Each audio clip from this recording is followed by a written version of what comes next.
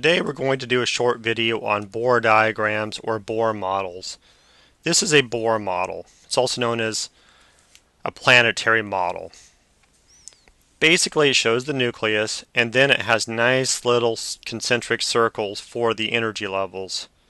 So this would be energy level 1, 2, 3, and so on. Keep in mind that as you go farther away from the nucleus, there are more electrons. So there will be more electrons in each energy level, and those electrons have higher energy levels because they're trying to escape the positive pole of the protons in the nucleus. Now, if you go online or look around, you'll quickly realize that people mention that the Bohr model is not accurate, and they're absolutely right. This is not an accurate representation of what an atom actually looks like. We've already talked about electron configurations, but here's a quick review. These are what the orbitals actually look like. Remember, each orbital can hold 2 electrons. So in an s orbital, there's 2 electrons. Then we get up to the p orbitals. There are 3 p orbitals. 1, 2, 3. Each one can hold 2 electrons for a total of 6. When we get to the d orbitals, as you can see, there's 2 electrons per orbital, and this will be 10. Then these are the f orbitals, and we would have 14 electrons total. And all of these combine together, and it gets very complicated once the atom gets bigger and has more protons and electrons. And also keep in mind that all of these protons and electrons are interacting because they have charges. That's really what makes atoms what they are. The number of electrons really defines the properties of the atom. So with that in mind, we should also look at an off-bow energy level diagram, which we've seen before. This tells us the energy level. Here's 1, 2, 3, 4, the subshell, and the orbital, which is right here.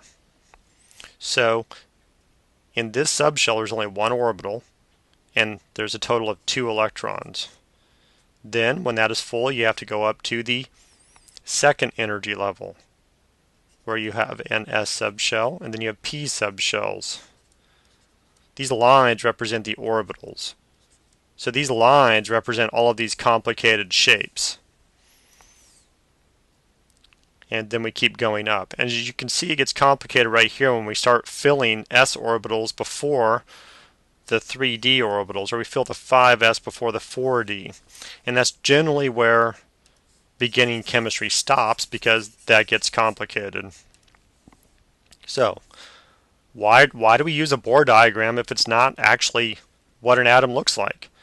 Because really in the end this gives us a good representation of valence electrons, which are electrons on the outer energy levels, and how they can be lost or gained, and this helps us with introductory ionic bonding and covalent bonding.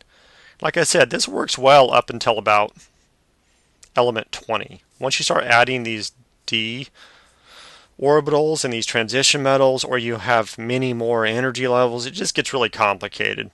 So I think the Bohr model works very well for introductory chemistry up in this region. And I just want you to keep in mind it gets more complicated down here if you're moving on in chemistry. So let's start out with helium. Helium has an atomic number of 2, so it must have 2 electrons. How would I draw that on this Bohr model?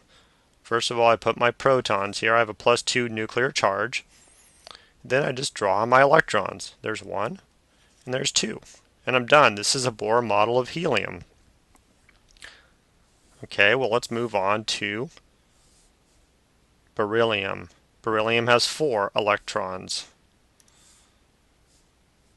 Well, here's the thing. I've already filled up the first energy level. If I look at my off-bow energy diagram, I can only hold 2 electrons. Then I have to move up to the second energy level. So, if I'm drawing beryllium, I have to draw my electrons at the second energy level. Now, this is also a good moment to point out what makes something a noble gas. These noble gases are non-reactive. They're called noble gases because they're nobility, and they don't like to join with the riffraff over here. They're better than all of these other elements because they don't combine with them. And they don't combine with them because they have full valence shells. All that means is helium has the 2 electrons in the first energy level. It doesn't need any more to fill this up. It makes it very stable. Okay, beryllium, now that we moved up, has 2 electrons in the second energy level. Let's move over in this period to nitrogen, which has 7. So we have 1, 2, 3, 4, 5, 6, 7. Now, I don't really know if you have to specifically put the electrons in a general area here. I've always just seen 2 electrons in the first energy shell. So first shell has a max of 2. The second shell has a max of 8. So I've seen 1, 2, 3, 4, 5, 6, 7, 8. So we have 7. This is nitrogen. Now going back here, why does the second energy level have 8 electrons? Yet again, really the energy level is combining all of the subshells onto one simple little line. So if I look here, I'm going to have 1, 2, 3, 4, 5, 6, 7, 8. So if I get 8 electrons, and this was 2, right? If I get 8 electrons, I'm filling up the second energy level. So the Bohr diagram combined the p and s subshells onto the same line. It simplifies it. Let's go to fluorine, which has 9 and is very reactive. This is a halogen. So I have 1, 2, 3, 4, 5, 6, 7, 8, 9. Now we kind of see the whole point of a Bohr model. If you understand Bohr models, you'll look at this and realize right away we only need 1 electron right here. If fluorine just had 1 more electron, it would be super happy because the second energy level can only have 8 electrons. It has 7. So if it gets 1 electron, it will be just like neon, the noble gas. It'll have 10 electrons total. It will be stable. That's what makes these reactive. They're very close to being stable. And that's sort of why we use Bohr models. That's fluorine. Now, of course, if I get to neon, it will be full. I have my first energy level full, my second energy level full, and this would be plus 10. Or you could draw 10 little protons. Let's move up to the third period. See how we don't have any d orbitals yet? If you remember the different orbital blocks in the periodic table, this is the d block. So let's go over to sodium, which has 11. This is going to confuse people, and I'm going to explain this third energy level in one moment. So sodium, yet again, this shows us that sodium, it's going to be easier for sodium to get rid of that electron than get a whole bunch of electrons to fill this up and be stable. So that's why sodium tends to lose electrons. Fluorine tends to gain electrons. It's really how close you are to a noble gas. So that would be sodium. Now, in some textbooks, it says the third energy level has a total of 8 electrons. But they're really simplifying that because in reality there are 18 electrons total. But here's why they simplify it. If I go back to the off-balance diagram, let's look at the third energy level. I have 2 here, 6 here, 10 here. If I fill all those up, it'll be 18. However, generally what happens is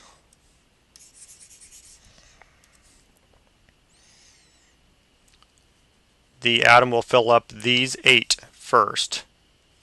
Then it'll move up to the whole nother energy level, whole nother circle. So theoretically there would be another circle, another energy level. This would be the fourth energy level. Try my best to freehand this. Alright. So really you'd fill up 2, 8, 8. Then you move up to the 4s energy level. And you can put 2 once you get 2 in here, it's going to start filling back down here.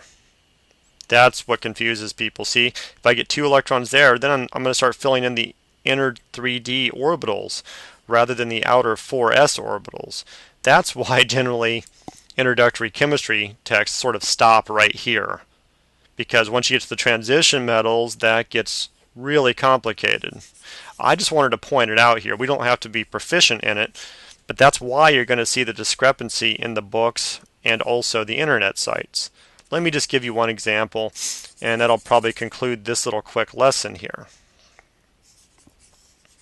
So, let's look at something like calcium. Calcium has 20. We're not to the D blocks yet. So I would draw 1, 2, 3, 4, 5, 6, 7, 8, 9, 10, 11, 12, 13, 14, 15, 16, 17, 18. And then I get 2 in the 4s. So really what I've done is I've filled up all of this and this. That's what I just did on the Bohr diagram. Okay? And so these are the valence electrons in calcium. They're on the outer energy level here.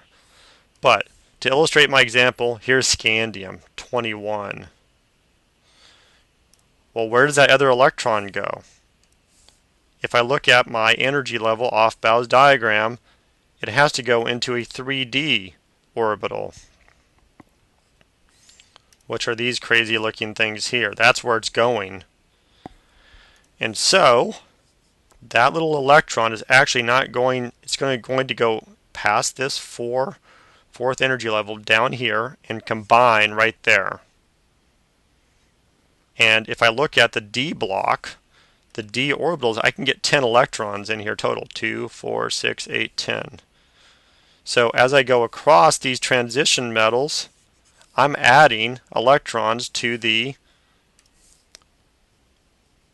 3d orbitals in here. I'd get 1, 2, 3, 4, 5, 6, 7, 8. Add some more, 9, 10. So there could be actually 18 electrons in here. 1, 2, 3, 4, 5, 6, 7, 8, 9, 10. And there's 18. So in reality, my first energy level has 2, my second energy level has 8, and my third energy level has 18.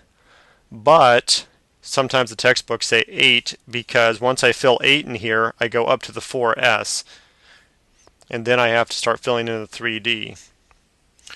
And I know what you're thinking. You're probably thinking, well, that seems very odd.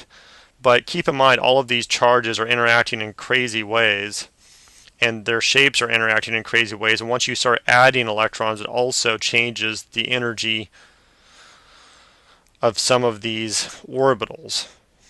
So I just wanted to point that out. You probably don't need to know that in any opening chemistry class.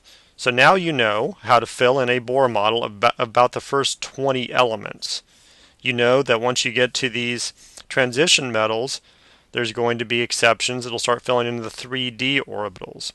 But if you know the Bohr models of these first 20 elements, you should be fine on any intro chemistry class. And if you get into like AP chemistry in high school, then you'll probably start talking a lot more about these transition metals and how they lose or gain electrons in their orbitals, because there's a lot of exceptions in here. I just wanted to point out that the exceptions are there. So I hope this video helps you understand the Bohr model and the Bohr diagram. We're going to be using these more, especially when we talk about bonding. Okay, thanks for watching the video, and if you have any questions, let me know.